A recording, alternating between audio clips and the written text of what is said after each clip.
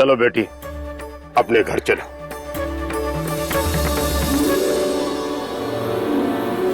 चलो बेटा, अपने घर जाने की तैयारी करो। बहुत बहुत धन्यवाद समधी जी।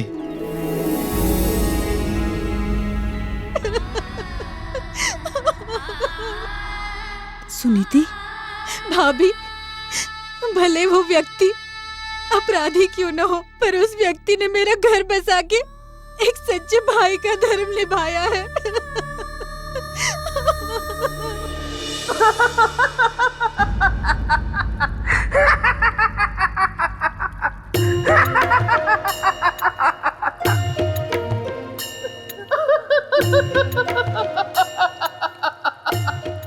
बहुत याद आ रही है मुझे, मेरे मित्र विक्रम की बहुत याद आ रही है। उसके जैसा महान कोई हो ही नहीं सकता। एक परिवार को बचाने के लिए कितना बड़ा त्याग किया मेरे मित्र ने। देखा राजन, मैं ऐसे ही नहीं कहता रहता कि आप मेरे मित्र के नाखून की भी बराबरी नहीं कर सकते। वो पहाड़ है तो आप राई, वो समंदर है तो आप खाई। सही कहा मेरे भाई।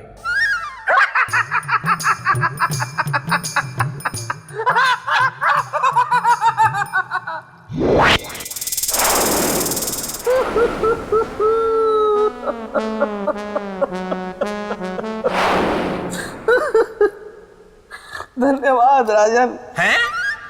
हट हट। विवाह कुंडल? तुम यहाँ गुफा में? ये गुफा नहीं, प्रेत लोक है। हाँ? ओ, फिर से यहाँ क्या लेने आए हो? लेने नहीं, देने आया हूँ। तो दो और जाओ। अरे मैं अपने विवाह का निमंत्रण देने आया हूँ। मेरा विवाह सौंदर्य लेखा के साथ अगली पूर्णमासी को सुनिश्चित हुआ है। तुम फिर आ गई। हाँ, लेकिन इस बार तो मैं ये बताने आई हूँ कि तुम तो विवाह के लिए नहीं हो रजामंद, तो मैंने किसी और को कर लिया है पसंद। क्या? सच? कौन है वो? विवाह कुंडल, उसमें मेरा दिल आया है, उसी को मैंने अपना जीवन साथी बनाया है। तो मैं क्या करूं? अरे मतलब हम मित्र हैं ना, इसीलिए मैं तुम्हें निमंत्रित करने आया हूँ। अरे तुम्हारे पास अवसर था पर तुमने गवा दिया। वैसे तुम विवाह में आना जरूर। ऐ मेरे परम प्यारे पेड़, मुझे जलन हो रही है। लेकिन क्यों? है तो सौंदर्य लेखा से विवाह नहीं करना चाहता ना, फिर क्यों? जाने दो, मैं तो देखता हूँ कि देवी राजा भोज को क्या बता रही है। सम्राट विक्रमादित्य के परिश्रम से सुंदरी की डोली तो उठ गई, लेकिन उस परिवार के सर से दुर्भाग्य का साया नहीं उठा। दुर्भाग्य वहीं के वहीं खड़ा था।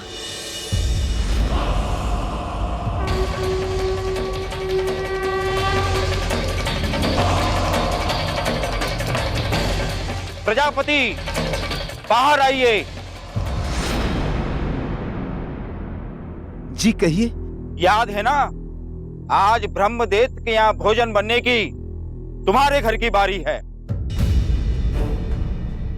जी मुखिया जी, याद है। चलिए। मैं चलता हूँ। दादाजी, आप कहाँ जा रहे हैं? बेटा मैं अभी आता हूँ, तुम अपनी माता का ध्यान रखना। चलिए मुखिया जी। एक क्षण मुखिया जी। प्रजापति, हम आपको नहीं ले जा सकते। ब्रह्मदैत्य आपको देखकर क्रोधित होगा, वो हम सबको मार देगा, क्योंकि उसे भोजन में नौजवान चाहिए, कोई बूढ़ा नहीं।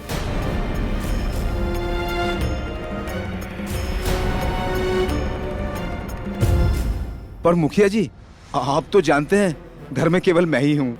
मेरा एक पुत्र था जिसकी मृत्यु हो चुकी है। तो तुम्हारा ये पोता है ना, इसे दे दो। नहीं नहीं मुखिया जी, नहीं, इस बच्चे को मैं नहीं दूंगा। अब की साल तुम्हारी बारी है, तुम्हें बलिदान देना ही होगा।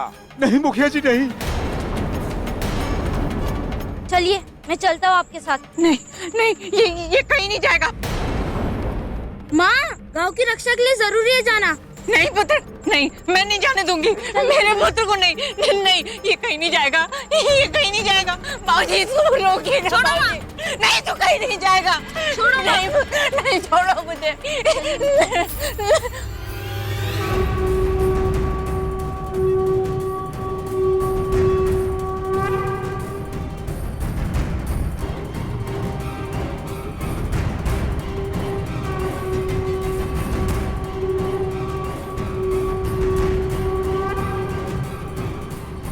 चलिए खुशियां मनाई जाए। छोड़ो मुझे। रुक जाओ।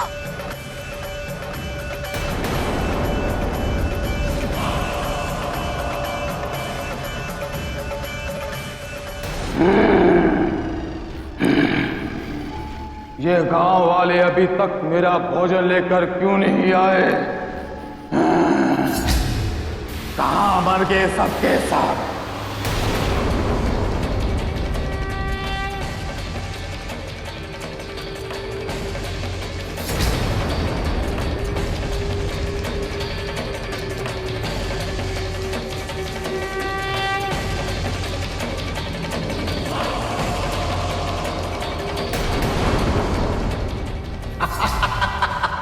चलो। परम, मेरे बच्चे को कहीं मत ले जाइए।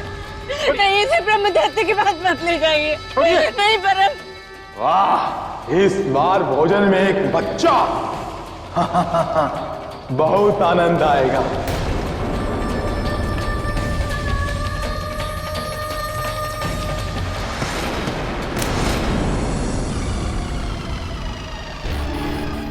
आजा, आजा।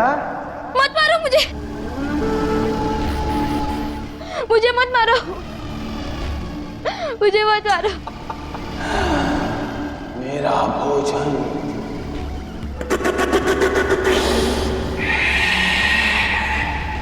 मत मारो मुझे।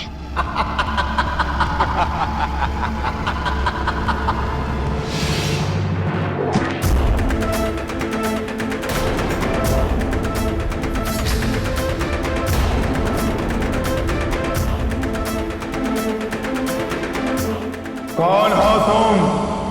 यहां कैसे आए और क्या करने आए हो यहां?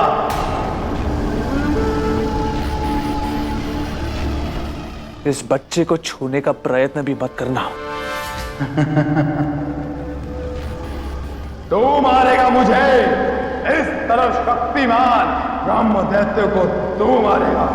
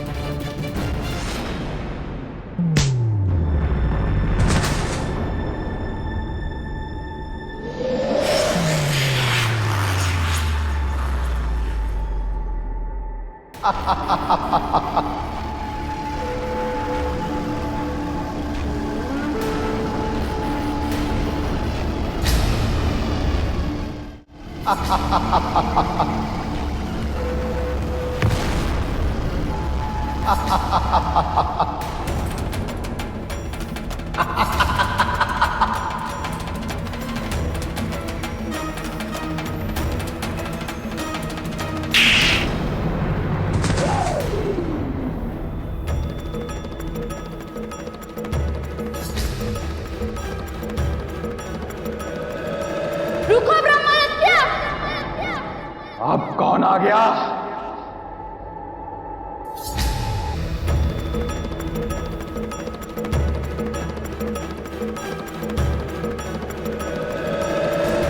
तू रोकेगा मुझे? हाँ हाँ, मैं ही रोकूंगा तुझे।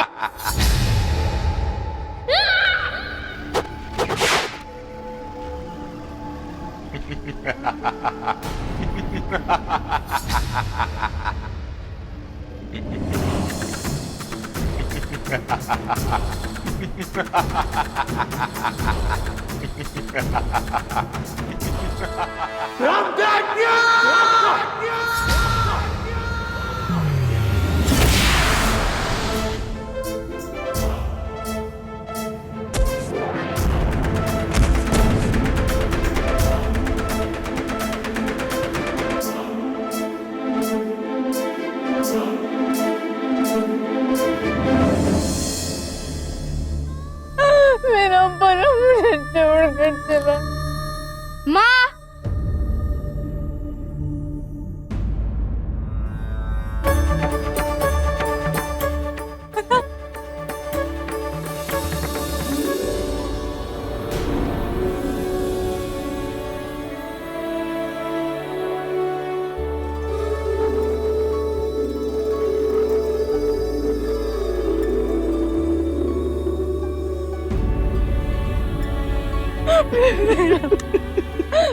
तू जीवित है? हाँ माँ, उन्होंने तो मुझे राक्षस से भी बचा लिया और तो वो राक्षस को भी मार दिया। किसने?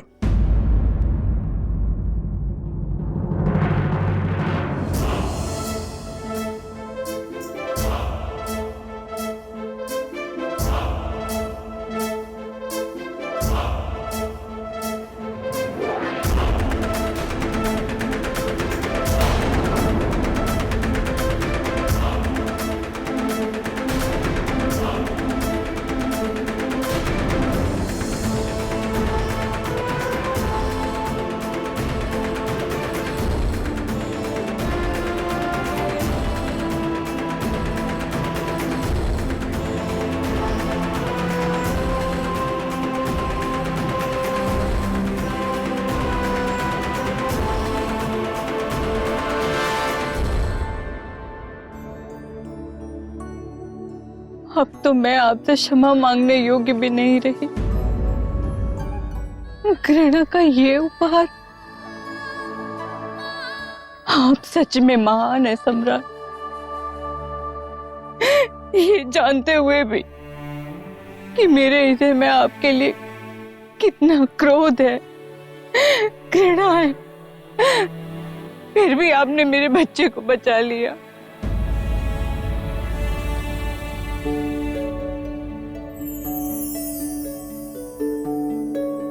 मैं आपकी ऋणी हो गई। आपने मुझे न्याय दे दिया सम्राट।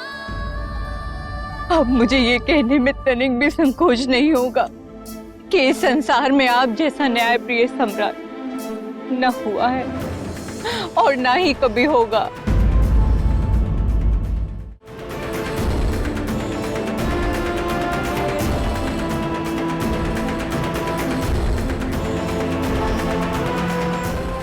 न्याय प्रिय सम्राट विक्रमादित्य की जय। न्याय प्रिय सम्राट विक्रमादित्य की जय। न्याय प्रिय सम्राट विक्रमादित्य की जय। सम्राट विक्रमादित्य की जय। सम्राट विक्रमादित्य की जय। सम्राट विक्रमादित्य की जय। सम्राट विक्रमादित्य की जय। तो ऐसे थे न्याय प्रिय सम्राट विक्रमादित्य, जिनकी दृष्टि में न्याय ही सबसे बड़ा था, दूसरा कुछ नहीं। क्या ऐसा दूसरा कोई कर सकेगा? कभी नहीं। तो राजन, अब मुझे आज्ञा दें, मेरा कार्य पूर्ण हुआ।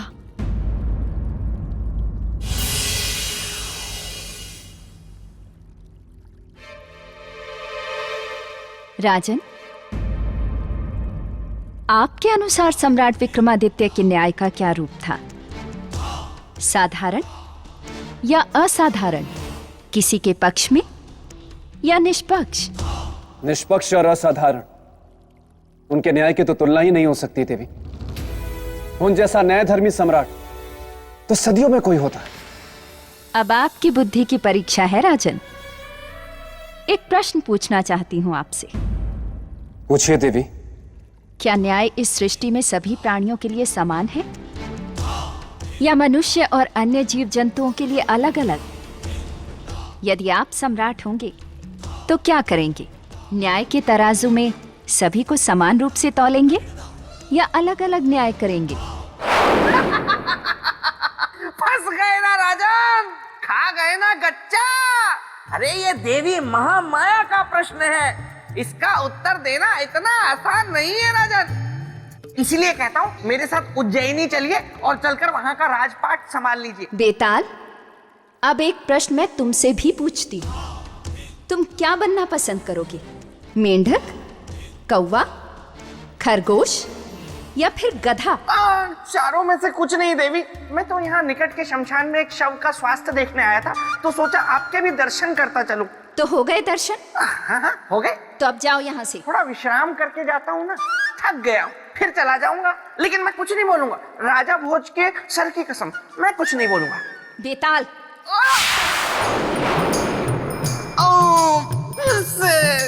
बोलू बोलू। बताइए राजन, क्या न्याय इस सृष्टि में सभी प्राणियों के लिए एक समान है या फिर मनुष्य और अन्य जीव जंतुओं के लिए अलग अलग? यदि आप सम्राट होंगे तो क्या न्याय के तराजू में सभी को एक बराबर तौलेंगे या अलग अलग?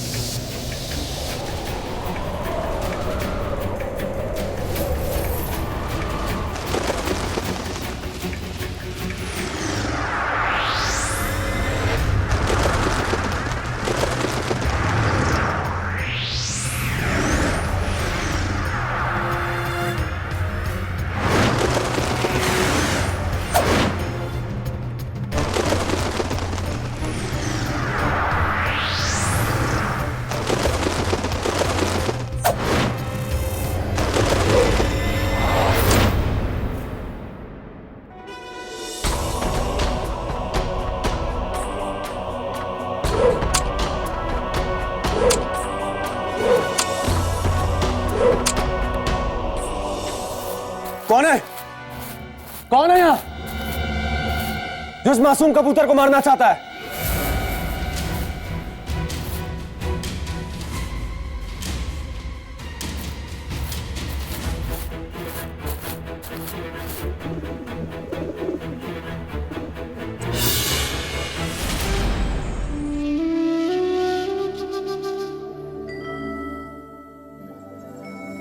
अब तुम्हें डरने की आवश्यकता नहीं है।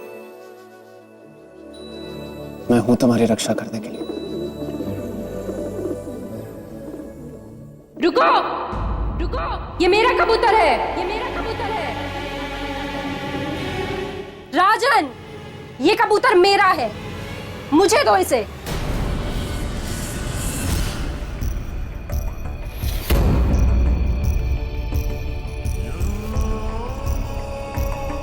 ये मेरा कबूतर है, दो मुझे इसे। तो ये तुम थी जो इस मासूम कबूतर पर तीर चला रही हो। मुझे तो आश्चर्य होता है कि एक स्त्री होकर तुम्हें इस कबूतर पर तीर चलाने में दया नहीं आती। ये कबूतर होगा आपके लिए राजन, मेरे लिए मेरा भोजन है। ये भोजन नहीं है, एक जीव है और जीव हत्या पाप है, जिसमें भी वही आत्मा है जो मुझ में है, तुम में है। राजन, ज्ञान मत दीजिए, मुझे ये कबूतर दीजिए। कबूतर तो मैं तुम्हें नहीं दे सकता, क्योंकि मैंने इसे इसकी रक्षा का वचन दिया, और ये राजा भोज का वचन है, जो कभी खाली नहीं जाता।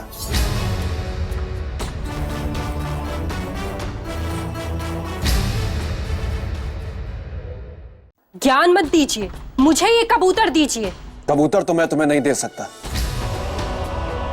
क्योंकि मैंने इसे इसकी रक्षा का वचन दिया, और ये राजा भोज का वचन है, जो कभी खाली नहीं जाता।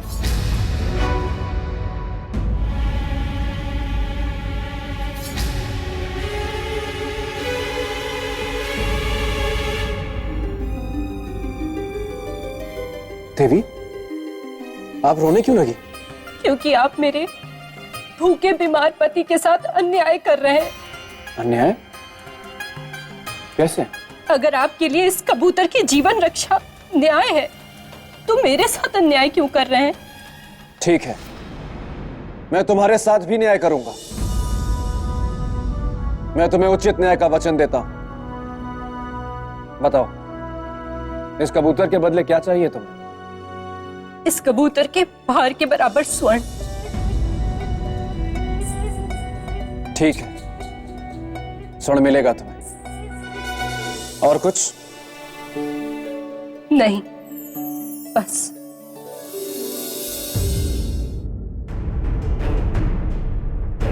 राजन, आप एक बार पुनः विचार कर लें। राजा भोज का निर्णय अडिग है।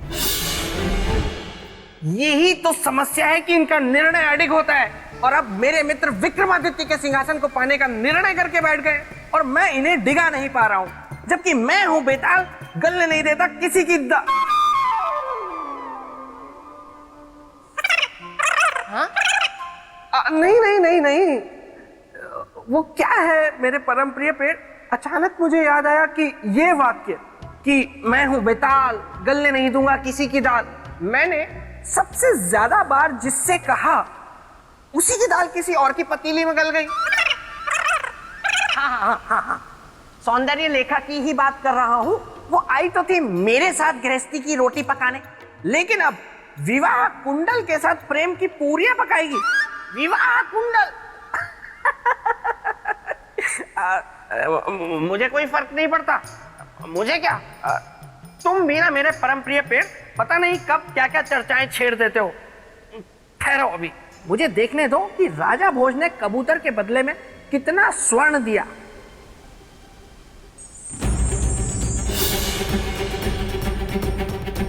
महाराज, इस कबूतर के भार के बराबर तो कोई लोहा ना दे, और आप? साहूकार,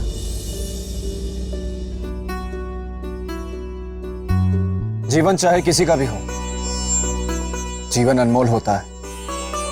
जीवन के सामने कुबेर का भंडार भी कम है। जैसी आपकी इच्छा महाराज। आइए, रखिए इस कबूतर को तराजू में।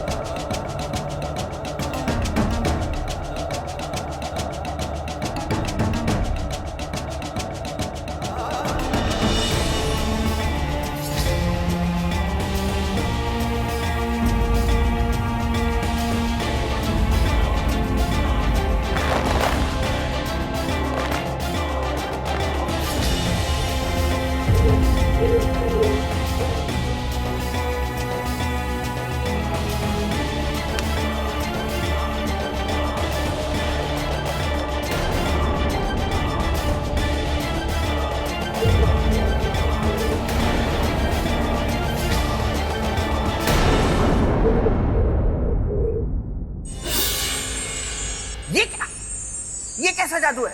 ये कबूतर के रूप में कोई हाथी है या हाथी के रूप में कबूतर है? इतना सब कुछ रखने के बाद भी तराजू टस से मस ही नहीं हो रहा।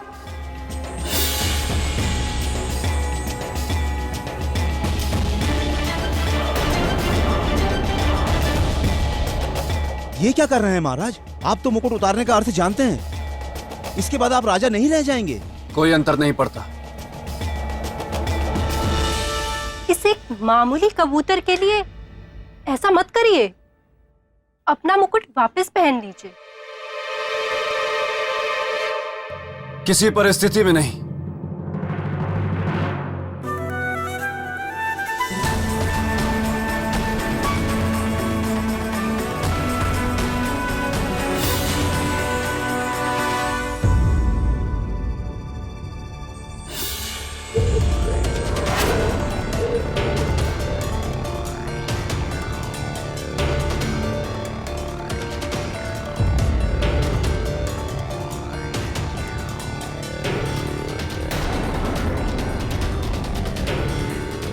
अब क्या करेंगे? अपने आप को बेचेंगे? यदि न्याय के लिए मुझे अपने आप को भी बेचना तो बेच दूं, परंतु किसी के साथ अन्याय नहीं होने दूंगा।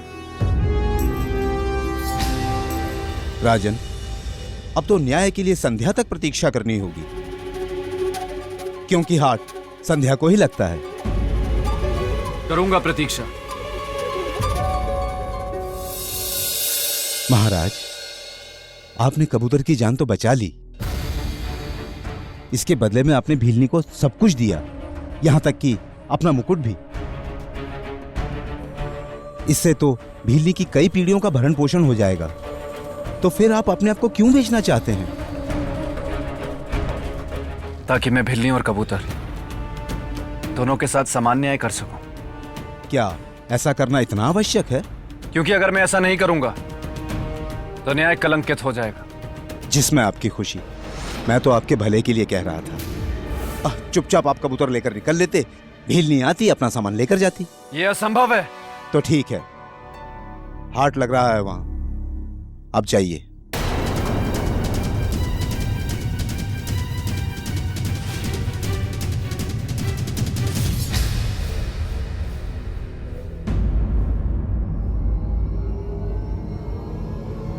उसे धर्म और न्याय के मार्ग से डिगाना संभव नहीं।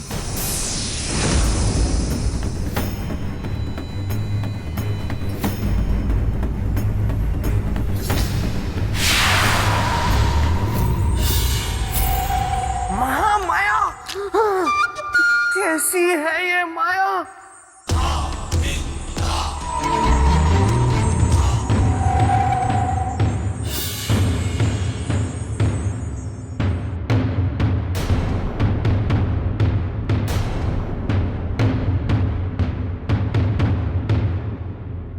नगरवासियों, मैं यहां खुद को बेच रहा हूं,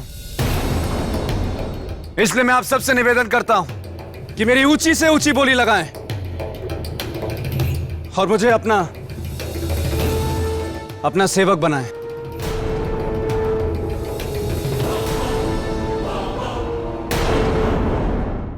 क्या तुम खेती करना जानते हो? तुम्हें हथियार बनाना आता है क्या? क्या तुम आभूषण बना सकते हो?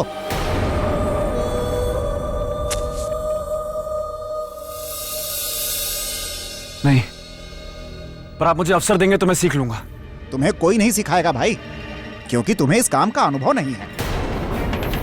चलो भाई चलो, ये व्यक्ति हमारे किसी काम का नहीं। चलो चलो भाई, चलो भाई, चलो चलो किसी काम का नहीं। चलो। अरे आप कहां जा रहे हैं? अरे आप लोग ऐसे नहीं जा सकते। अरे मेरा मूल्य तो लगाओ, मैं अपने आप को बेचना चाहता हूं। मेरा मूल्य लगाइए। क्या इस नगर में कोई भी नहीं है जो मुझे खरीद सके?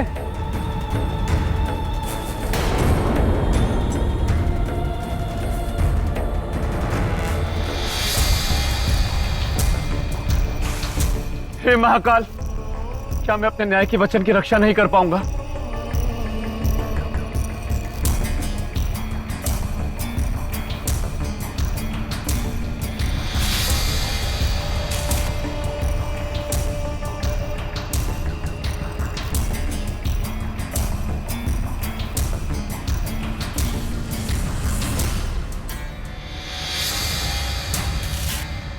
सुना है यहाँ कोई विकराल, कौन है वो भाई?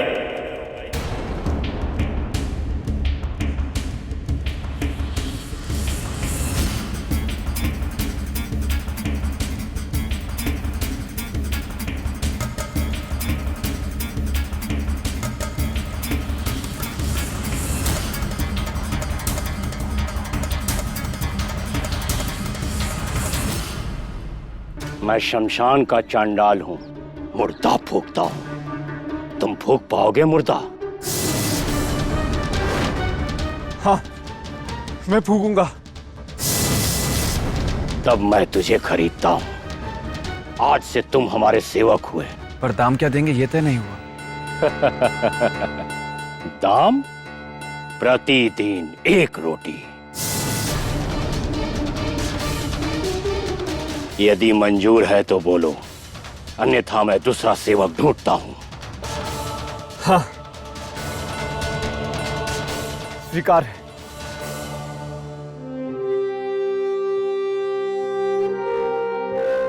इसे कहते हैं जात भी गवाना और भात भी ना खाना।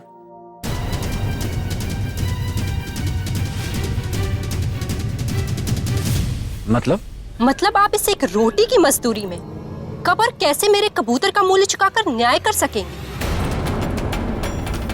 मैं और प्रतीक्षा नहीं कर सकती। और यदि सच में आप मेरा न्याय करना चाहते हैं तो कल संध्या तक मुझे सोना लाके दे दीजिए, वरना भूल जाइए न्याय और भूल जाइए ये कबूतर।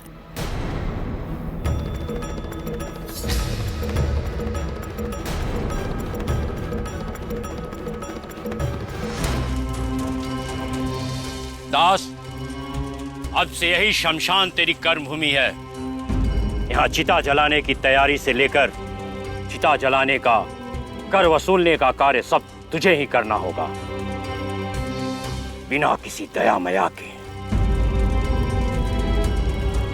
और जो कर न दे उसकी चिता नहीं जलाना,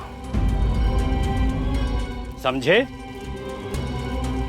तो जा, जंगल से चिताओं को जलाने के लिए लकड़ियां काट कर ले आ।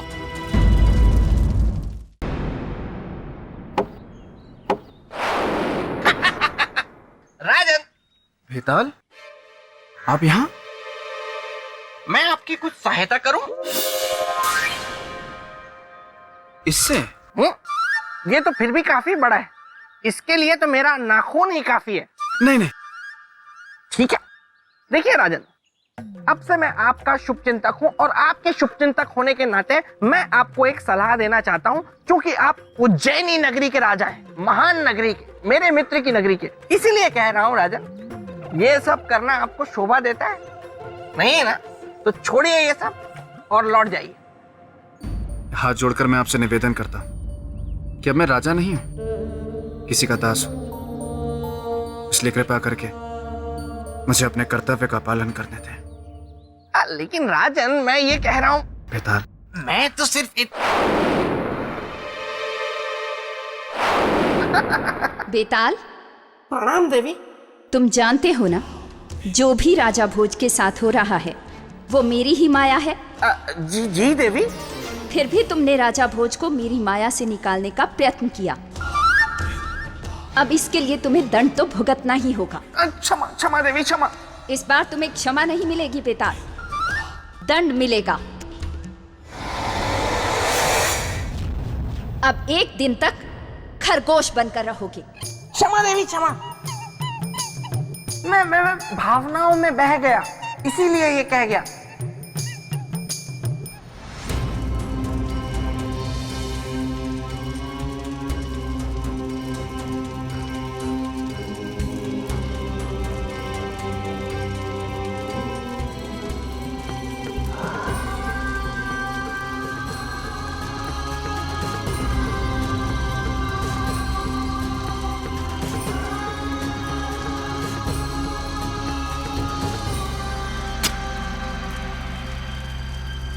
सेवक, कितना कमाया?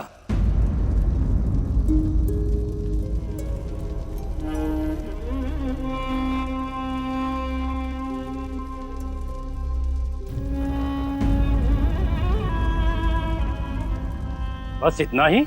नहीं स्वामी, आज कमाया तो बहुत कुछ है, पर आपको दे नहीं सकता। क्यों? तू जानता नहीं, सेवक की कमाई पर स्वामी का अधिकार होता है। चल दे आज की कमाई। सत्य का ज्ञान कमाया है स्वामी, जिसे चाहकर भी मैं आपको दे नहीं सकता और आप ले नहीं सकते। मतलब मतलब आज ये जाना है कि मृत्यु विधि का सबसे बड़ा सत्य और शमशान इस संसार का।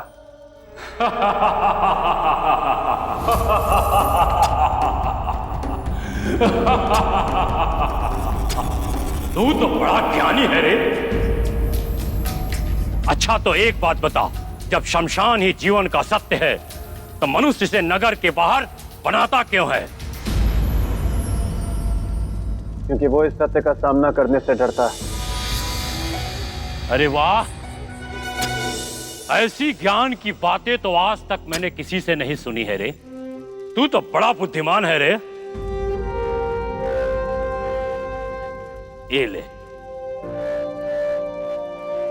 ले रोटी, ये तेरी आज की कमाई। जा खा ले, बहुत भूख लगी होगी।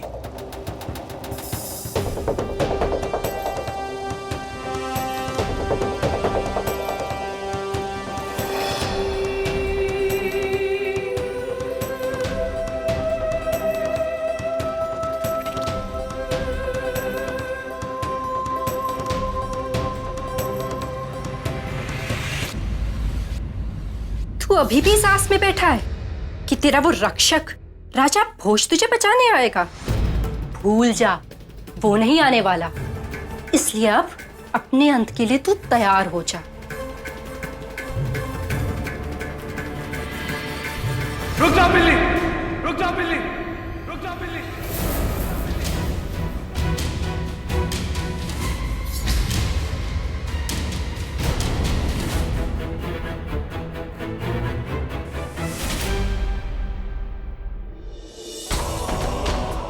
तुम्हारा न्याय करने मैं आ गया हूं।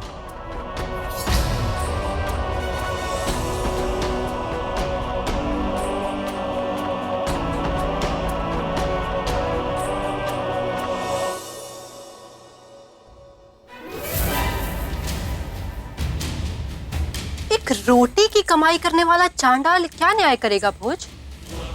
न्याय करना है तो सोना ले आइए, वरना जाइए। जब इतना सोना इस कबूतर को नहीं तौल पाया तो आपकी एक रोटी क्या तौलेगी? इसकी कीमत को कम मत समझना भिलनी। ये अन्न है और अन्न इस संसार का सबसे बड़ा धन होता है, सबसे भारी और सबसे बहुमूल्य। इसकी तुलना इस संसार का कोई भी रत्न नहीं कर सकता। इस बात को याद रखना। इस बात की गवाही तो तराजू देगा जब इसे तौला जाएगा।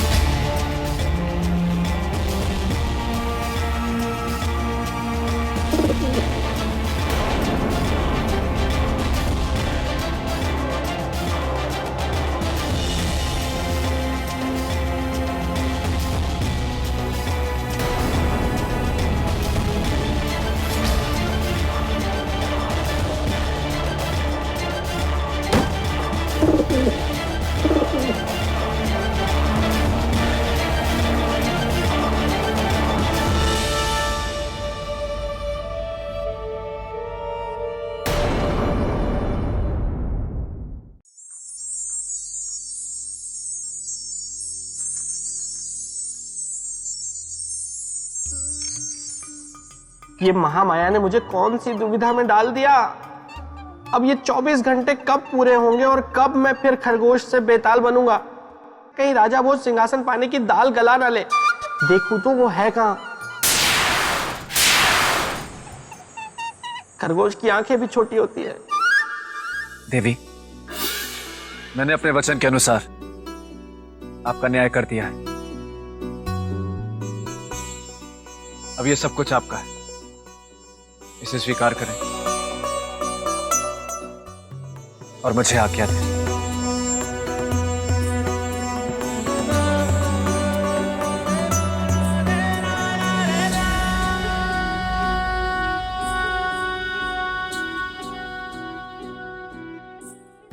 जय महाकाल, जय महाकाल। आपने मेरे न्याय के वचन की रक्षा की। आपको कोटि कोटि धन्यवाद। राजन, आप धन्य हैं। मुझे अब ये सब नहीं चाहिए। आपने मनुष्य और पशु दोनों को न्याय के तराजू में बराबर तोला। मेरे लिए इतना ही बहुत है। मैंने आज तक आप जैसा न्याय राजा नहीं देखा। आपकी जय हो राजन।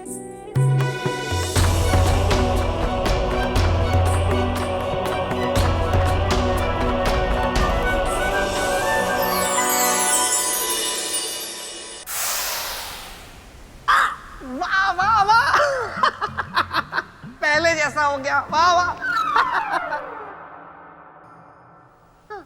राजा भोज तो गुफा में पहुंच गए।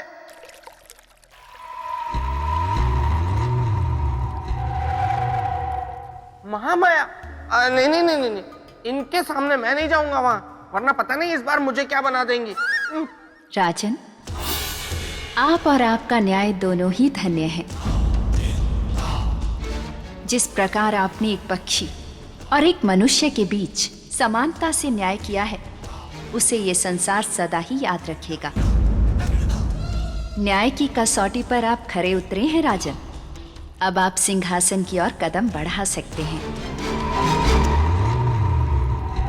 अरे अरे नहीं नहीं नहीं, ऐसे कैसे सिंहासन की तरफ कदम बढ़ा देंगे राजा भोज। मैं हूं बेताल, गलने नहीं दूंगा इनकी दाल। राजन, मैं आ गया। देखिए राजन, मेरी बात मानिए, लौट जाइए। आप पहले भी 3 बार प्रयत्न कर चुके हैं, लेकिन कोई फायदा हुआ नहीं ना, इसीलिए कहता हूं मेरी बात मानिए, लौट जाइए। ठीक है बेटा। ठीक है।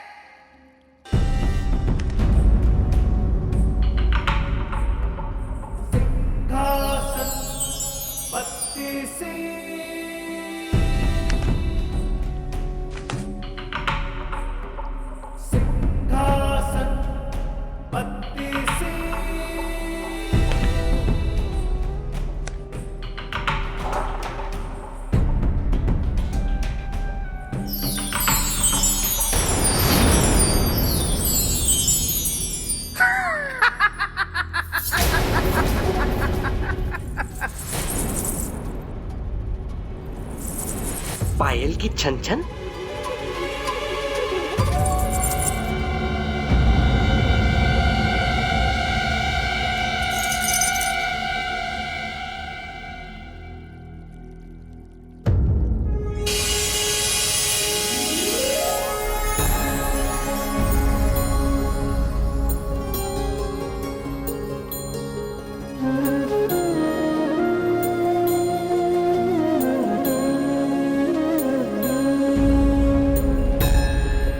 कौन है देवी आप?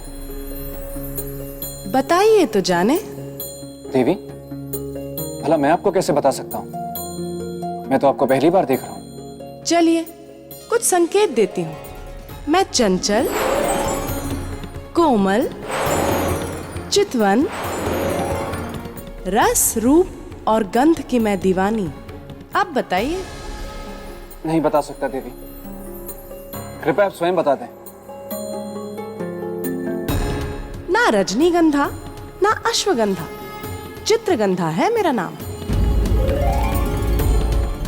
चरित्र की पुतली होने के नाते चरित्र को परखना है मेरा काम। चरित्र की देवी चित्रगंधा, राजा भोज का आपको प्रणाम। राजन, आइए आइए आइए आइए। इस सिंहासन बत्तीसी को केवल वही प्राप्त कर सकता है जो महान सम्राट विक्रमादित्य की तरह चरित्रवान हो। और उनकी तरह चरित्रवान होने का अर्थ है आसमान से तारे तोड़कर लाना। व्यर्थ ही समय गवा रहे हैं राजन, लौट जाइए यहाँ से। आइए मेरे साथ। नहीं नहीं श्रीमान बेटा, आप रहने दीजिए। देवी क्षमा करिएगा, भले ही आपकी दृष्टि मैं सिंहासन के योग्य ना, पर जब यहां तक आया तो सम्राट विक्रमादित्य की चरित्र की कथा को सुने बिना नहीं जाऊं। ठीक है, तो फिर सुनिए। एक समय की बात है, इंद्र ने स्वर्गलोक में एक सभा का आयोजन किया। उस सभा में यह तय किया जाना था कि संसार में सर्वश्रेष्ठ गुणों का प्रतीक कौन है। आदरणीय ऋषिगण, इस सभा के आयोजन का उद्देश्य है गुणों के आधार पर प्रतीक स्वरूप मनुष्यों की घोषणा। जिस प्रकार सब देव किसी न किसी शक्ति के प्रतीक हैं, उसी प्रकार पृथ्वी लोक के मनुष्य भी किसी न किसी गुण के प्रतीक हैं। अब मैं गुरु बृहस्पति देव से आग्रह करूंगा कि गुणों के प्रतीक रूप उन मनुष्यों की घोषणा करें। संसार में चरित्र के प्रतीक हैं चक्रवर्ती सम्राट विक्रमादित्य। ये कैसी अर्थहीन बातें कर रहे हैं देवगुरु बृहस्पति? एक राजा चरित्र का प्रतीक नहीं हो सकता, वो विलासिता का प्रतीक है। और आप हम ऋषियों का अपमान कर रहे हैं, घोर अपमान कर रहे हैं। यदि आपको लगता है कि विक्रमादित्य चरित्र का प्रतीक है, तो उसे इसकी परीक्षा देनी होगी, और मैं स्वयं लूंगा उसकी परीक्षा।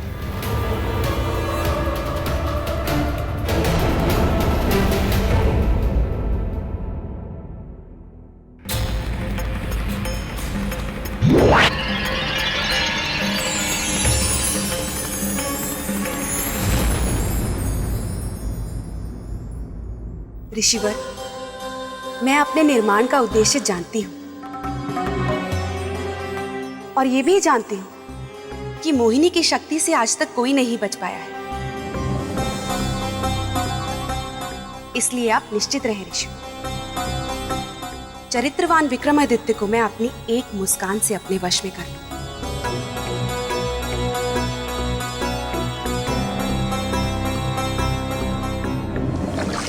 ओम सूर्य देवाय नमः। ओम सूर्य देवाय नमः।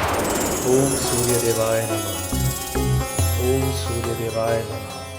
ओम सूर्य देवाय नमः। सम्राट विक्रमादित्य, आज तुम्हारा धर्म, तुम्हारी भक्ति और तुम्हारा चरित्र सब मेरे रूप के बहाव में बह जाएगा। ओम सूर्य देवाय नमः। ओम सूर्य देवाय नमः। ओम सूर्य देवाय नमः। ओम सूर्य देवाय नमः। ओम सूर्य देवाय नमः। ओम सूर्य देवाय नमः। ओम सूर्य देवाय नमः। ओम सूर्य देवाय नमः।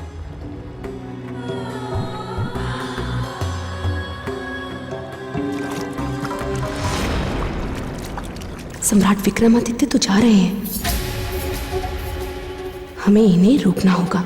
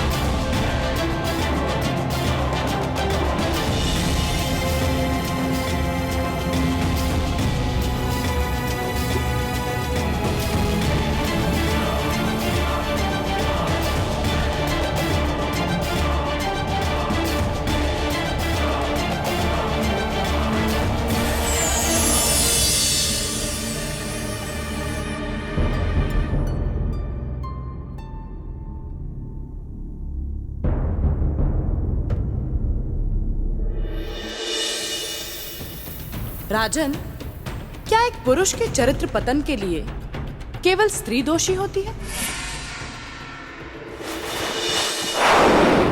देवी, अगर आप ऐसे आसान आसान प्रश्न राजन से करेंगी तो ये उन कठिन कठिन प्रश्नों के लिए कैसे तैयार हो पाएंगे जो आप इनसे आगे करने वाली हैं? राजन, जरा इधर आइए। आगे आपसे जो प्रश्न देवी करने वाली है वो बहुत ही भयानक, भयंकर, जटिल, जड़ियल, कठिन प्रश्न आने वाले हैं। अपने सम्मान का जुलूस निकलवाने से अच्छा है यहां से निकल चलिए। घोड़ा उड़ गया है, बाहर घास खा रहा है। बेताल, तुम अपनी हरकतों से कभी बाज नहीं आओगे। तुम्हारा यहाँ रुकना ठीक नहीं है। नहीं नहीं देवी, मैं एकदम शांत रहूंगा। तुम्हारी प्रेत भूमि में तुम्हारी कमी खल रही है। नहीं खल रही है। तो राजन, क्या उत्तर है आपका? देवी, चरित्र का पतन स्त्री से नहीं, मन में उठ रही काम वासना, मद, मोह, लोभ, इन सब के कारण होता है। जिस मनुष्य ने इस पर विजय पा ली वही सच्चा पुरुष है। तो ठीक है, देखते हैं सम्राट विक्रमादित्य अपनी काम वासना, मद, लोभ पर विजय पा सके या नहीं।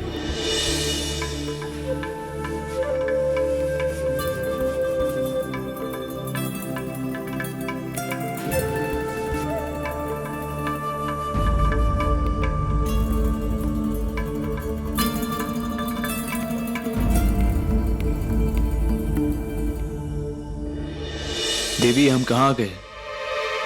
कौन से लोक में? श्रृंगार लोक। श्रृंगार लोक? हाँ, श्रृंगार लोक। और हम हैं यहाँ की रानी, रानी प्रियंवदा। हमारा आतिथ्य स्वीकार करें।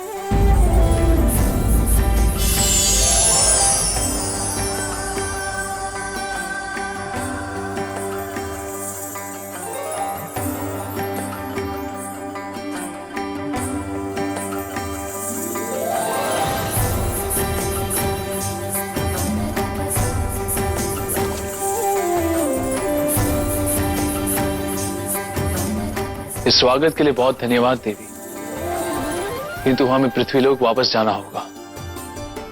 क्षमा करें सम्राट, किंतु अब ये संभव नहीं। दासियों, सम्राट को हमारे रंग महल में ले आओ। देवी, हम रंग महल नहीं, यहां से वापस पृथ्वीलोक जाएंगे।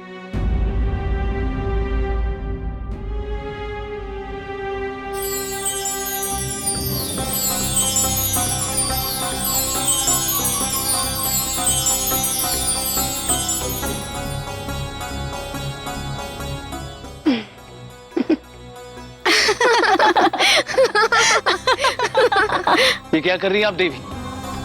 आपको श्रृंगार की बेड़ियों में जकड़ रहे हैं ताकि आप यहां से कभी जा ना पाए।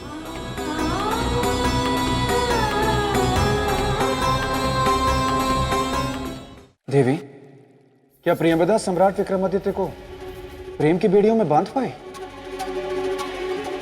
आपको क्या लगता है राजन? मुझे तो लगता है ऐसी कोई भी बेड़ी नहीं बनी है जो सम्राट विक्रमादित्य को बांध पाए।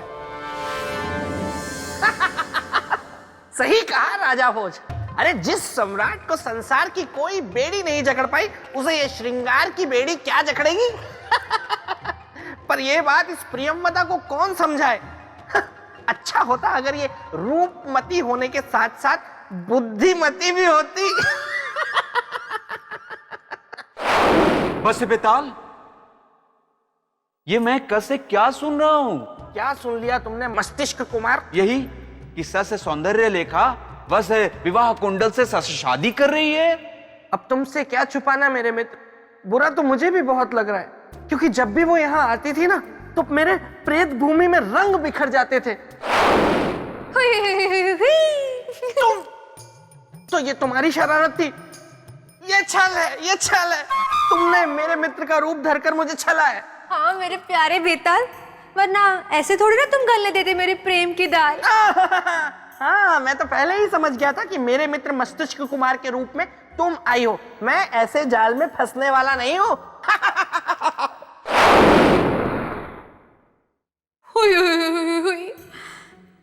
ठीक है, अगर तुम हो विश्वामित्र जैसे मेरे बेताल, तो मैं भी हूँ बेताले जैसे रति। तुम्हारी तपस्या तोड़ के ही दम लेगी और तुम्हें ही बनाएगी अपना पति।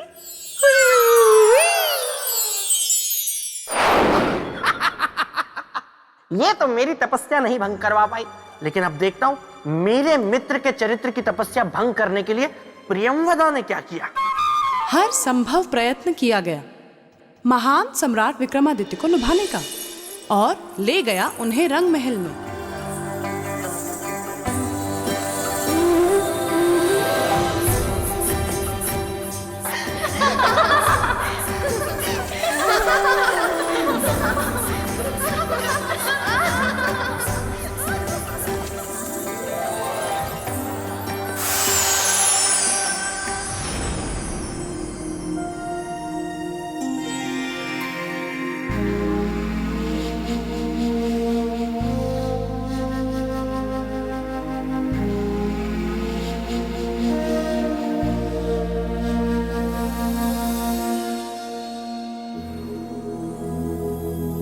राजन, हमें आपसे प्रेम हो गया है। परंतु हमें आपसे सहानुभूति है। क्यों? प्रेम क्यों नहीं? क्योंकि आप हमारे प्रेम के योग्य नहीं है। क्यों? आप में हृदय नहीं? हमारे पास हृदय है देवी, परंतु हमारे हृदय में हमारी पत्नी है। भूल जाइए उन्हें और हमारे साथ यहाँ श्रृंगार लोक में वास कीजिए। चिरयौवन के स्वामी रहेंगे और कभी बूढ़े नहीं होंगे। अपने यौवन के लिए हम अपने चरित्र का त्याग नहीं करेंगे देवी। राजन, ये जो बात आपने अभी इतने विश्वास से कही है, यदि हम आपको छू भर भी लेना तो आपका ये विश्वास ओस की बूंद की भांति उड़ जाएगा और आप सब कुछ भूल जाएंगे सदा सदा के लिए और खो जाएंगे केवल हमारे प्रेम के भंवर में। तो लीजिए, आप अपनी इच्छा पूरी कीजिए देवी।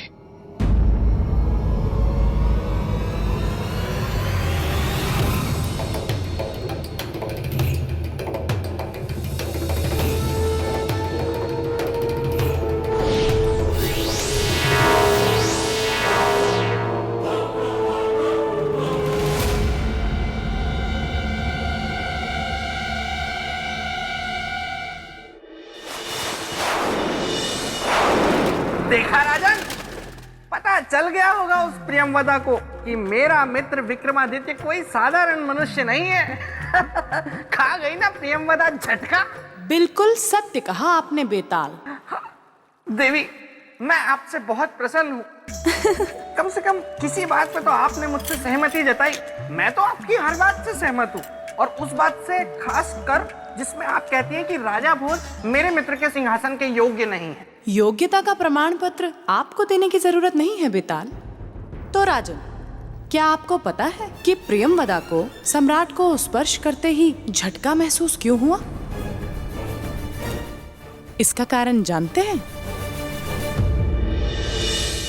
यह हमारी पत्नी का प्रेम है देवी, और उन्हें दिया हुआ वचन देवी। राजन, आज ऐसा पहली बार हुआ है कि प्रियंवदा के रूप और श्रृंगार के भ्रम को किसी ने तोड़ा है।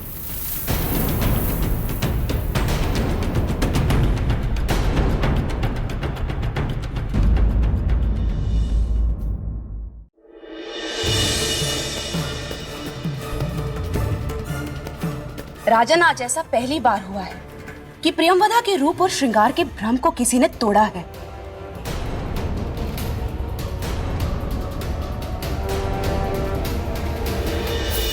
अद्भुत देवी, ये एक सच्चे पुरुष का ही चरित्र था जिसे कोई अन्य स्त्री छू भी नहीं सकी।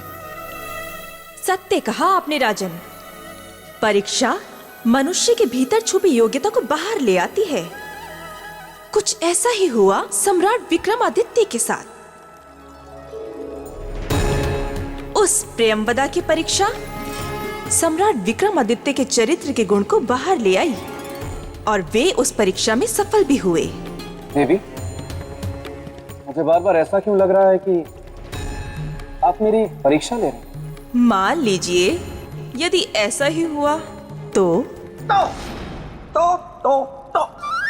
आप परीक्षा में हो जाएंगे असफल, क्योंकि आप कोई मेरे मित्र विक्रमादित्य की तरह महान थोड़े हैं। राजन, क्यों अपने बने बनाए सम्मान को धूमिल कर रहे हैं?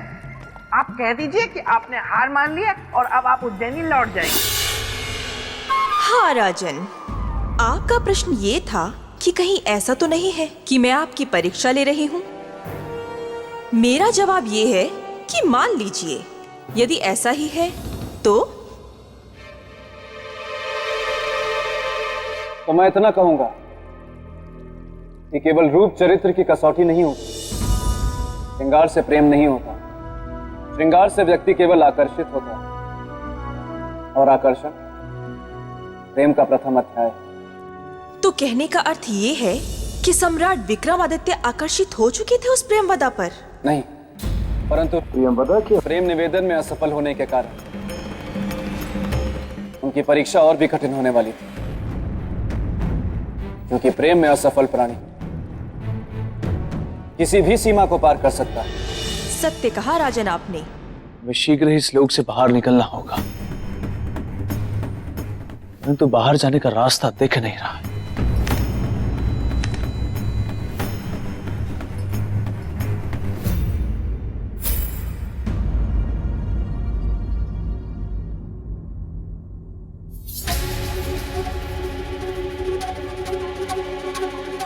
इसी मार्ग के जरिए हम इस लोक में आए थे, यही मार्ग हमें पृथ्वी लोक ले जाएगा।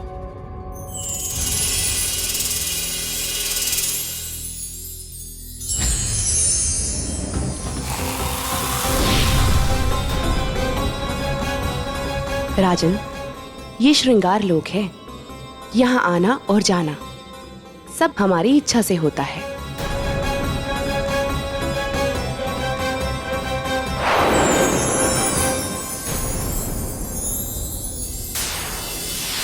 ये काम वासना का बाण है। ये आपके हृदय से आपके धर्म और चरित्र के कवच को समाप्त कर देगा और इसके बाद आप हमसे बेहिचक प्रेम कर सकेंगे।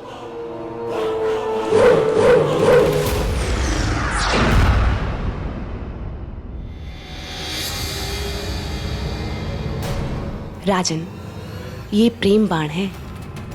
इसके लगते ही आप अपने मन मस्तिष्क से अपनी पत्नी की सारी यादें मिटा देंगे।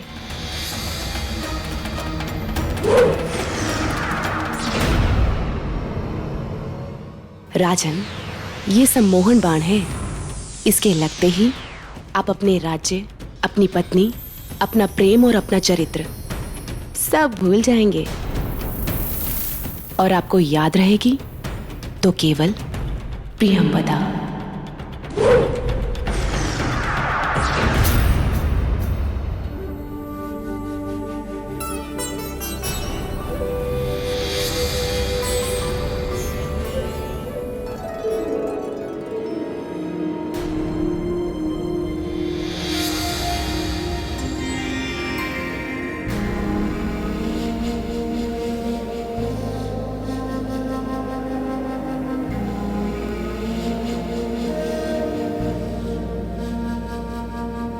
सम्राट, अब आपके चरित्र की सारी सीमाएं, आपके सारे बंधन टूटेंगे और आप केवल मुझसे बन जाएंगे। देवी, सम्मोहन, प्रेम और काम वासना, ये तीनों तीर सम्राट विक्रमादित्य पर चलाकर उन्हें अपने वश में करना तो गलत है, नीति के विरुद्ध है ये। राजन, प्रेम नीति कहाँ देखता है? ये बाण जो सम्राट विक्रमादित्य पर चलाए थे, ये तो वही बाण है जो साक्षात महादेव पर कामदेव ने चलाए थे। मोहिनी बाण, इनसे कोई नहीं बच पाया।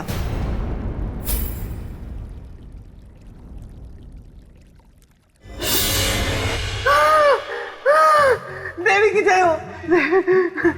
देवी, देवी आप अनुमति दे तो आगे की कथा मैं सुना दूं? ठीक है, सुनाइए। धन्यवाद देवी। हाँ तो राजन, हुआ यूं कि एक बार मेरे मित्र विक्रमादित्य जब सो रहे थे तो उनकी नाक पर आकर एक मक्खी बैठ गई। बेताल, क्षमा देवी क्षमा, मैं भावनाओं में बह गया, इसीलिए ये कह गया। अब नहीं कहूंगा। हाँ तो राजन, प्रियंवदा अपने छल में सफल हो गई। उसने सारे तीर मेरे मित्र पर चला दिए और ऐसा लगा कि उन तीरों का असर मेरे मित्र पर हो गया है।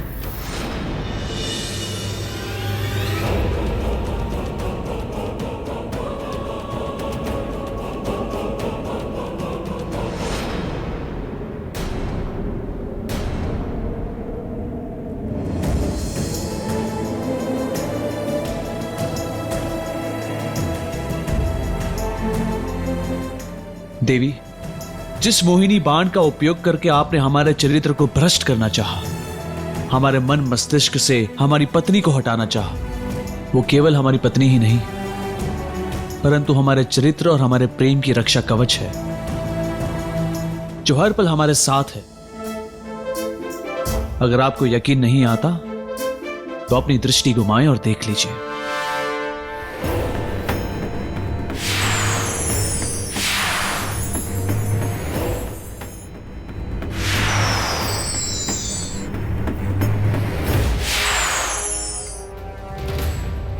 नहीं, ये नहीं हो सकता। किंतु यही सत्य है देवी, और सत्य को झुठलाए मत। कृपा करके हमें पृथ्वीलोक का मार्ग बता दीजिए। अब मैं आपको रोकूंगी नहीं, चले जाइए, मार्ग सामने है।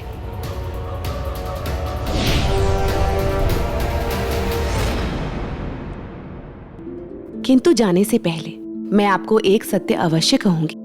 कहिए। आपके चरित्र के सामने मेरा रूप हार गया राजन। जाइए, चले जाइए।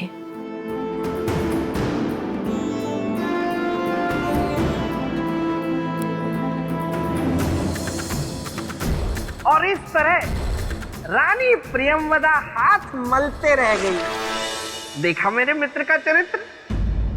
प्रियंवदा बस विक्रम को जाते हुए देखती रही।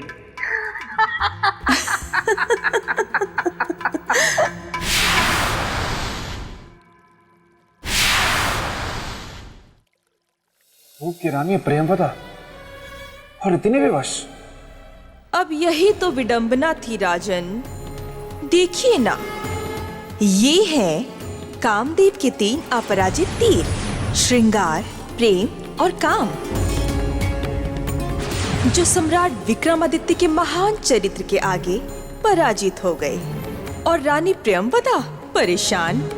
नहीं देवी, मैं नहीं मानता इस बात को। यही तो समस्या है ना राज, आप कुछ मानते ही नहीं। अगर आप मान गए होते तो आज यहाँ ना होते, बल्कि अपने राजमहल में आराम कर रहे होते। तो राजन, अब बताइए, आप क्यों नहीं मानते ये? जब किसी प्रेमिका का प्रेम, श्रृंगार और सुंदरता तीनों हारते हैं, तब वो एक चोट खाई नागिन बन जाती है और बदले के मार्ग को चुनती है, छल को अपना अस्त्र बनाती है।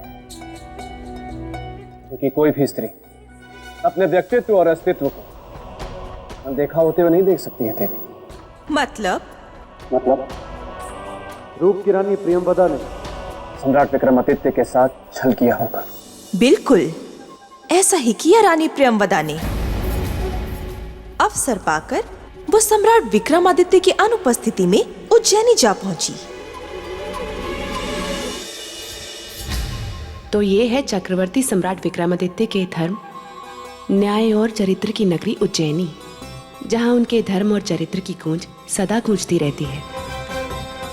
किंतु विक्रमादित्य, मैं तुम्हारी इसी नगरी उज्जैनी में तुम्हारे पाक साफ दामन पर दाग लगाऊंगी और लोगों को बताऊंगी कि तुम क्या हो। देवी, मैं जिज्ञासु हूं ये जानने के लिए कि आगे क्या हुआ। उस प्रियंवदा ने ऐसा रूप धरा कि उस रूप की रोशनी ने सब कुछ हला।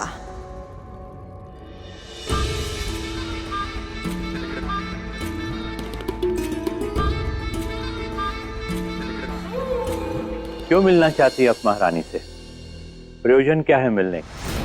ये बात केवल हम महारानी से कहेंगे, किसी अन्य से नहीं। तब तो आप महारानी जी से नहीं मिल सकती हैं। ये एक सन्यासिनी का अपमान है और याद रखिएगा, इसका परिणाम आपको भुगतना पड़ेगा। अलग निरंजन।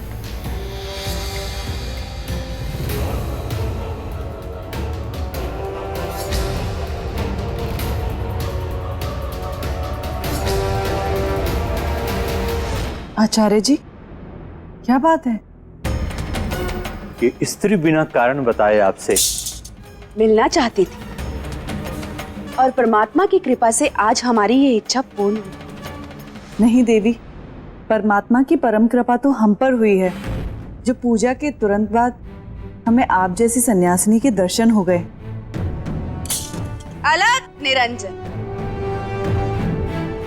कल्याण, महारानी हमें आपसे कुछ बात करनी। जी कहिए। सबके सामने नहीं, एकांत में। जी अवश्य, साथ आइए।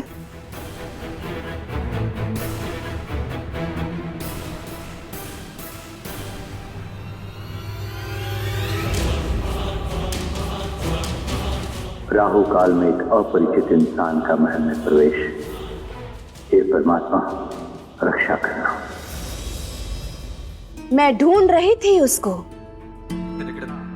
सौंप सकूं जीवन का फल जिसको। मिली मुझे वो, सती सावित्री आज मिली वो। अलग निरंजन, परम पिता परमेश्वर। देवी, हम कुछ समझ नहीं पा रहे हैं। महारानी, हम अपने तप के फल को देने के लिए एक सती सावित्री स्त्री को ढूंढ रहे थे, जो हमें आज यहां मिली आपके रूप में। इसलिए महारानी, हम आपको कुछ देना चाहते हैं।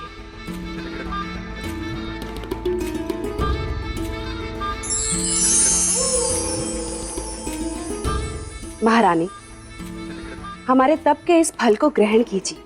इससे आपकी सुंदरता कभी कम नहीं होगी और आपके यौवन पर बुढ़ापे की छाया कभी नहीं पड़ेगी। लीजिए। ये तो हमारा सौभाग्य है कि आपने हमें इस योग्य समझा, किंतु क्षमा कीजिएगा, हम आपके इस तप के फल को स्वीकार नहीं कर सकते। क्या कहा? स्वीकार नहीं कर सकते? जी। इस ना का अर्थ जानती हो मूर्ख? एक साध्वी के निरादर के साथ साथ उसके जीवन और उसके तप को भी व्यर्थ करना, और हम ऐसा नहीं होने देंगे। आपको हमारे तप का फल लेना ही होगा। लीजिए।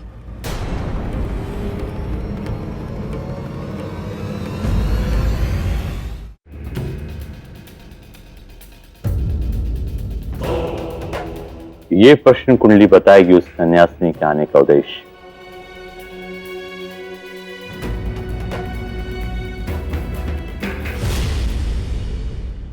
ये क्या छल की रचना है? उसके आने का उद्देश्य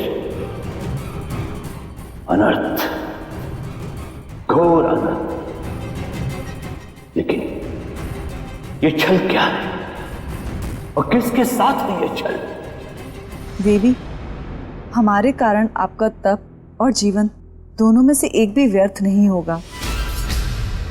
हम आपका मान रखकर आपका दिया हुआ तप फल अवश्य ग्रहण करेंगे।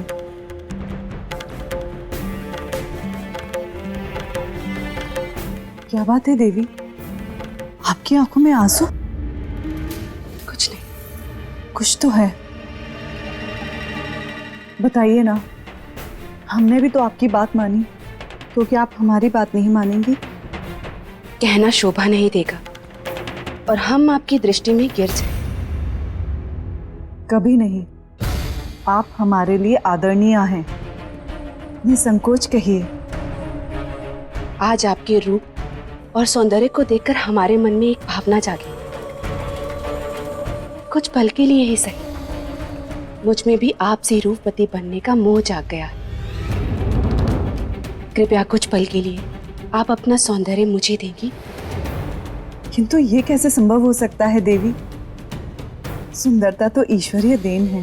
नहीं महारानी, योग बल से कुछ भी संभव है, यदि आप अनुमति दें तो। यदि ये संभव है तो अनुमति है देवी। जब आपने अपने जीवन भर के तप के फल को हमें सौंप दिया, तो क्या हम कुछ पल के लिए अपना रूप, अपना सौंदर्य आपको नहीं दे सकते? सहर्ष लीजिए।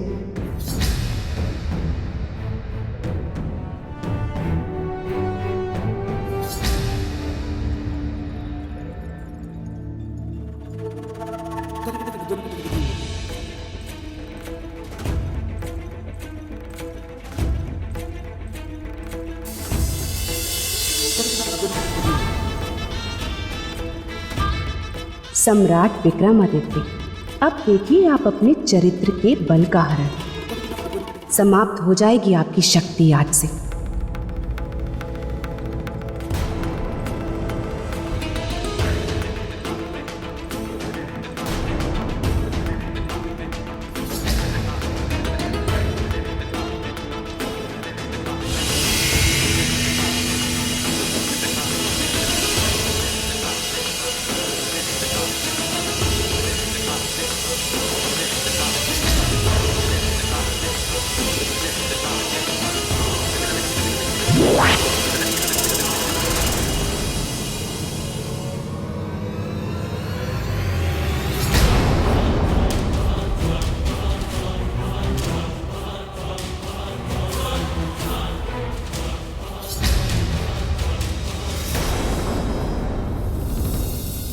मीर जी, क्या बात है? मुझे अचानक बुलाने का कारण? सब कुशल तो है ना? नहीं सेनापति, आज महारानी से मिलने एक सन्यासिनी आई है। ये तो शुभ ही हो गया। साधु सन्यासी का सत्संग तो सद्गुण का संकेत। परंतु वो सन्यासिनी सच्ची सन्यासिनी नहीं है। यदि ऐसी बात है तो हम चलकर उसे पकड़ लेते। यही तो समस्या है सेनापति, इस संदेह के बाद भी हम उसे पकड़ नहीं सकते। क्यों नहीं पकड़ सकते? ये मुद्दा तो राज्य और राजमहल की सुरक्षा से जुड़ा है। सुरक्षा से अवश्य जुड़ा है, किंतु समस्या ये है कि सम्राट यहां पर नहीं है। चरित्रवान सम्राट विक्रमादित्य, तुम्हारी रक्षा कवच, तुम्हारी पत्नी के रूप को मैंने छीन लिया, ले लिया बदला अपने आप को ठुकराए जाने का। और अब मैं रहूंगी तुम्हारे संग, तुम्हारी पत्नी बनकर।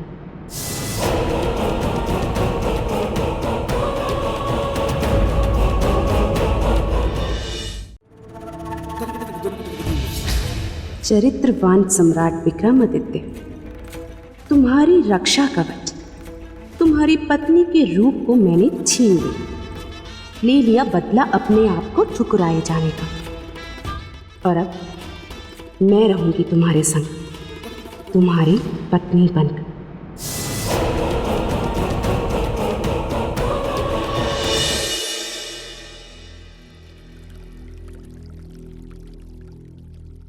बेताल,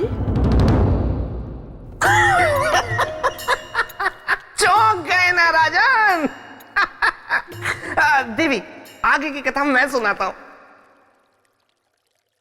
तो राजन, अब देखना यह है कि कैसे महाचतुर चिड़िया प्रियंवदा, जो रानी चित्रलेखा बन चुकी है, अपनी अगली चाल चलती है, और कैसे बेचारी गाय जैसी सीधी सादी महारानी, जो विश्वास में आकर अपना रूप प्रियंवदा को दे चुकी है, और मुसीबतों में गिरती चली जाती है। लाइए देवी, अब हमारा रूप हमें लौटा दीजिए।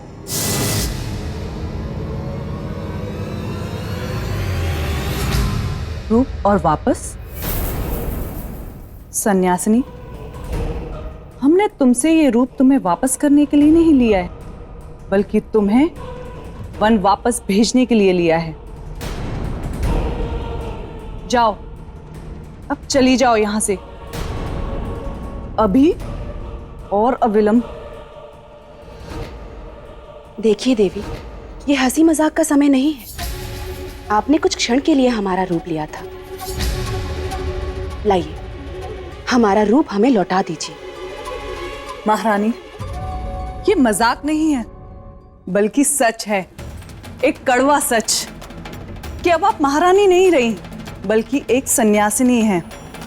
और हम महारानी चित्रलेखा, जिसका अधिकार सम्राट से लेकर सम्राट के राजपाट तक पर है। ये आप क्या कह रही हैं देवी? या तो आप बहरी हैं, या फिर आप प्रेम की भाषा नहीं समझती। यदि आप अपना भला चाहती हैं, तो इसी वक्त राजमहल से चले जाइए, अन्यथा हमारा शरीर हमें लौटा दीजिए देवी, अन्यथा हम सैनिकों को बुलाएंगे। छल की बिसात हमने बिछाई, अब प्रपंच के प्यादे आप चल रही हैं।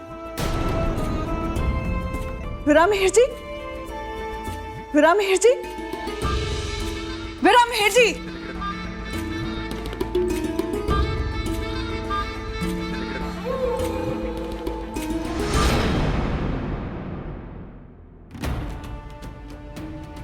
हम नहीं जानते थे हम इतने बड़े छल के शिकार बन जाएंगे, परंतु हम इस छली और प्रपंची के सामने घुटने नहीं टेकेंगे। हम उससे अपना रूप वापस लेकर रहेंगे। सैनिकों, विरामहेर जी, सैनिकों, कहाँ गए सब? क्या हुआ महारानी? विरामहेर जी, उस सन्यासिनी को शीघ्र ही बाहर कर दीजिए। हमसे बहुत बड़ी भूल हो गई, जो बिना कुछ सोचे समझे उसे अपने कक्ष में लेकर गए। क्या किया उसने महारानी? कक्ष में जाते ही उसने अपने सुर बदल लिए, स्वयं को महारानी कहने लगी, और तो और हमसे हमारा रूप भी मांगने लगी।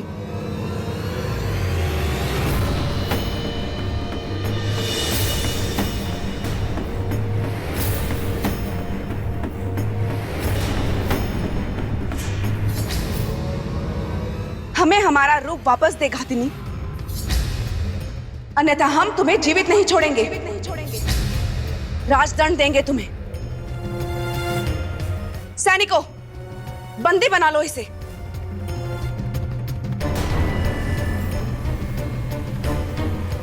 ये तुम्हारी महारानी नहीं, हमारे वेश में एक बहरूपिया है। बस देवी बस, अब और नहीं। अच्छा होगा आप अभी इसी समय यहां से चली जाएं। आचार्य वीरामिहिर जी, आप हम ही जाने के लिए कह रहे हैं अपनी महारानी को? आपने भी हमें नहीं पहचाना ना? पहचान तो आपको मैं उसी समय गया था जब आपको राजमहल के द्वार पर मैंने देखा था। आप कोई सन्यासिनी नहीं, एक छलिया है, एक घातिनी है। यह सत्य नहीं है आचार्य, आप धोखा खा रहे हैं। हम आपकी महारानी हैं, महारानी चित्रलेखा। इससे पहले कि महारानी से छल करने का अपराध में आपको कारावास में डाल दिया जाए, आप यहां से चली जाएं। किसी स्त्री का अपमान हमारे राज्य का संस्कार नहीं। हमें बाध्य मत कीजिए संस्कार की लकीर को लांघने पर।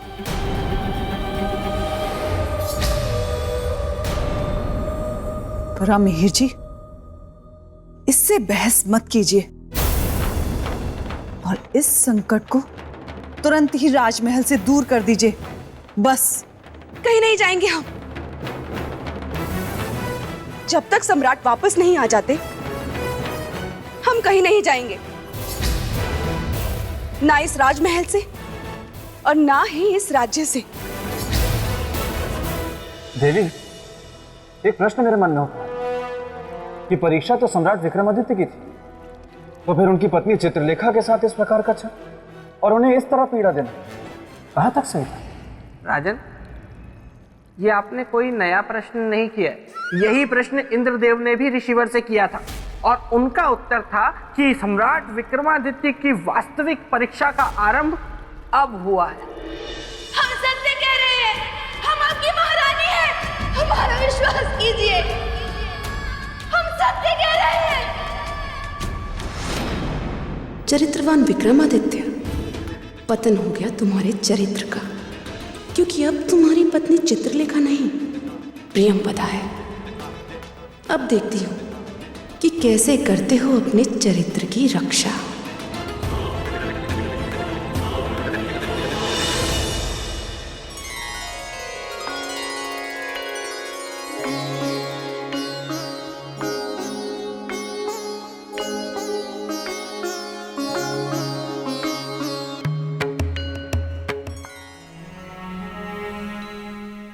महारानी, वर्षों से जैसे आपने परंपरा बना ली हो, क्या?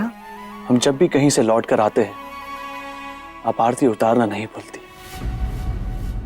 कैसे भूल सकते हैं? आप हमारे सुहाग जो हैं। और ना ही हमारे पूछने पर आपका उत्तर बदलता है। क्या? कैसा उत्तर? आप ही बताइए। क्या बोलो? मुझे तो पता ही नहीं कि क्या बोलती थी चित्रलेखा। क्या हुआ? आप अपने संवाद भूल गई? नहीं नहीं सम्राट, हमें तो अच्छी तरह से याद है। बस हम तो यूं ही आपकी प्रेम की परीक्षा और आपकी स्मरण शक्ति की परीक्षा ले रहे थे। अब आप हमारे उत्तर को दोहराएं तो जाने। यदि हमारी प्रेम की कसौटी आपको उत्तर देना है तो सुनिए। आप हमेशा हमसे एक बात कहती है, हम आपकी आरती नहीं नजर उतार रही है। तो गलत थोड़ी कहते थे।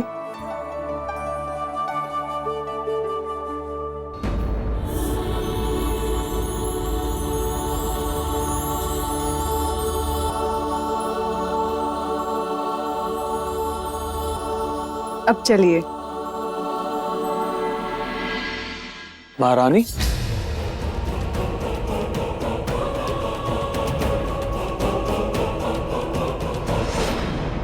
क्या? अब क्या हुआ? कुछ भूल रही हैं आप? क्या बोल रही? कहीं ऐसा ना हो कि मेरा भीख खुल जाए। चित्रलेखा को राज्य से बाहर निकालने से पहले मुझे उससे सब रीति रस्मों को पूछ लेना चाहिए था कि वह क्या क्या करती थी और कैसे कैसे करती थी। भारी भूल हो गई। अब क्या करूं?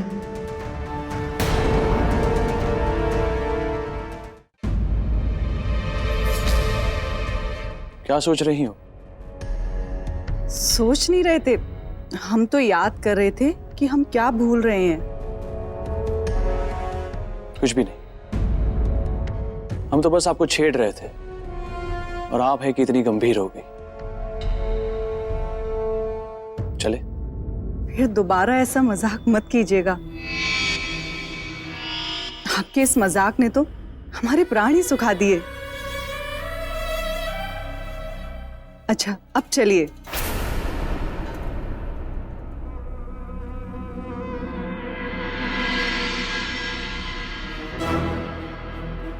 आज कुछ असामान्य सा व्यवहार है महारानी चित्रलेखा का। आज से पहले तो ऐसा कभी हुआ ही नहीं कि हम कहीं बाहर से आए हो और हमारी आरती उतारने के बाद उन्होंने हमारे चरण ना छुए हो। मना करने के बाद भी हट करके छूती रही। किंतु आज तो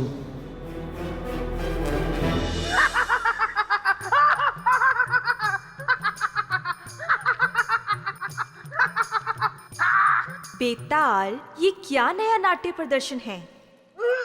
नाट्य प्रदर्शन नहीं है देवी, ये तो खुशी से मेरी छाती फूल गई है, मेरा सीना चौड़ा हो गया है, क्योंकि मेरे मित्र विक्रमादित्य पर मुझे गर्व है। बताइए राजन, अगर मेरे मित्र की जगह आप होते तो क्या आप पता लगा पाते कि कुछ गड़बड़ है? नहीं नहीं नहीं नहीं, उत्तर मत दीजिए, उत्तर मुझे पता है। इसीलिए मैं आपको समझा रहा हूं कि हट छोड़ दीजिए और झट से वापस चलिए, क्योंकि ये सिंहासन आपके हाथ कभी नहीं आने वाला।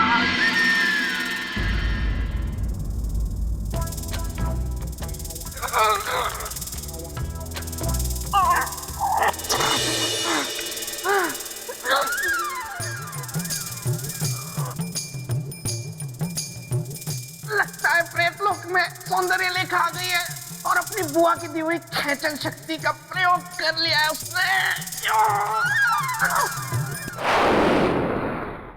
देवी, इस बात में तो कोई संशय नहीं कि मित्र हो तो बेताल जैसा। देखिए ना, आज भी मित्रता का धर्म निभा रहा है।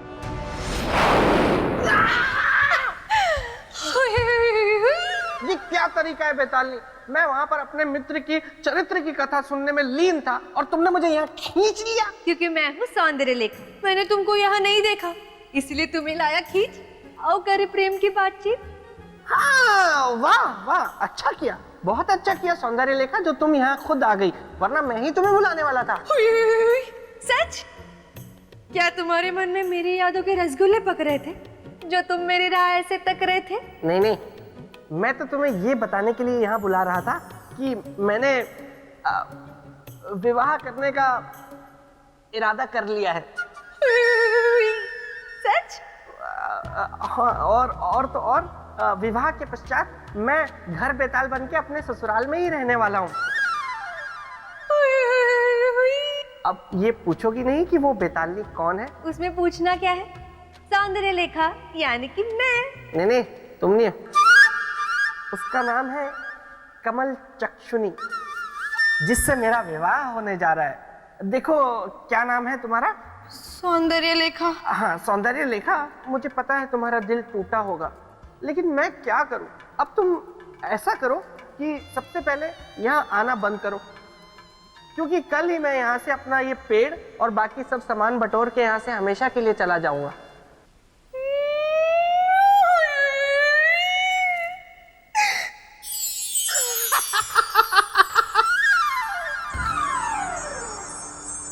देवी, सम्राट विक्रमादित्य के मन में संशय तो आ गया, किंतु उसके बाद उन्होंने क्या किया?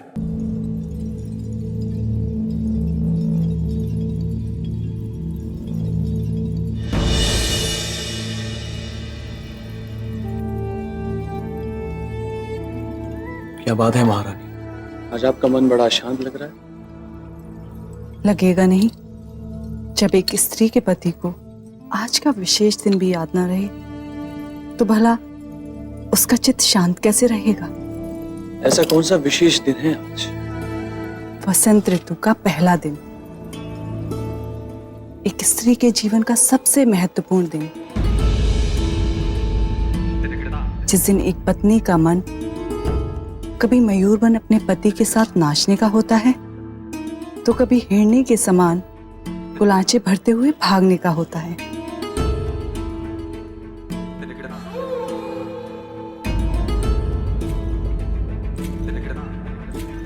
और एक आप हैं। आज के दिन एक स्त्री अपने पति के अंक में समाकर सारे संसार के सुखों को पाना चाहती है, इसलिए आज हमने स्वयं अपने हाथों से आपका श्रृंगार करने का निर्णय लिया है और अपने जीवन में वसंत ऋतु के स्वागत का निश्चय।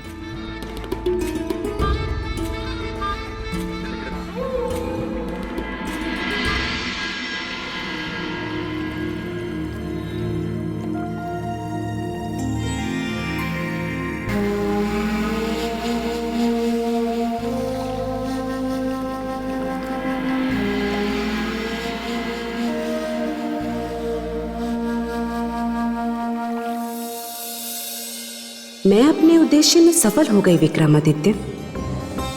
जिस प्रेम को तुमने कल ठुकराया था, आज उसी प्रेम ने तुमको पाया है। अब जीते रहोगे अपनी चित्रलेखा के भ्रम में, और जिस दिन भ्रम टूटेगा तुम चरित्र के पर्वत की ऊंचाई से बहुत नीचे गहरी खाई में गिर चुके होंगे। यह है एक सुंदर स्त्री के प्रेम निवेदन को ठुकराने का बदला।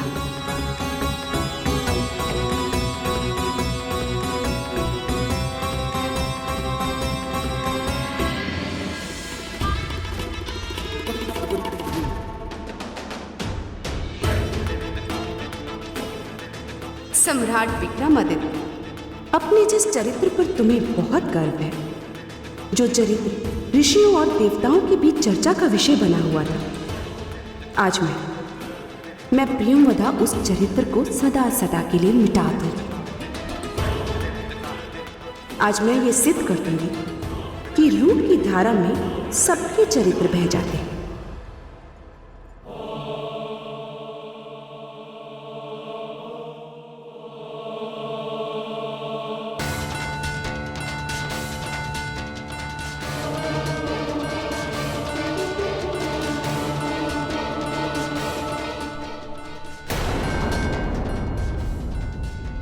ऐसा क्यों लग रहा है कि ये महारानी चित्रलेखा नहीं, कोई और है।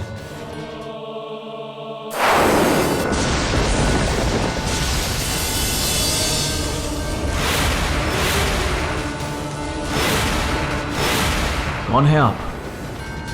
आपकी पत्नी चित्रलेखा सम्राट। नहीं, झूठ बोल रही हैं आप हमारी पत्नी नहीं है।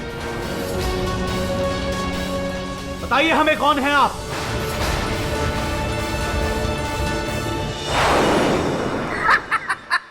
देखा राजन, बड़ी आई मेरे मित्र को उल्लू बनाने चली थी, जबकि खुद के तोते उड़ गए। शांत रहिए बेताल। तो राजन, क्या किसी मनुष्य के चरित्र में इतनी शक्ति होती है कि वो एक स्त्री के रूप के सामने अड़िग रहे? देवी, जिसकी आत्मा जितनी पवित्र, निर्मल और साफ होती है, उसका चरित्र उतना ही अडिग होता है। तो सम्राट विक्रमादित्य को ये कैसे पता चला कि वो उनकी पत्नी नहीं थी? बहुत ही खतरनाक प्रश्न है ये, लेकिन मैं विक्रमादित्य का मित्र हूं, इसीलिए मुझे पता है। आप कहिए कि उसकी पत्नी केवड़े का इत्र लगाती थी। किसका? केवड़े का। और प्रियमवदा ने गुलाब का इत्र लगाया हुआ था, इसीलिए विक्रमादित्य जान गए कि वो उनकी पत्नी नहीं है। यदि आप दोनों की आपसी बातचीत समाप्त हो गई हो, तो राजन, क्या है आपका उत्तर? हाँ हाँ, जरूर।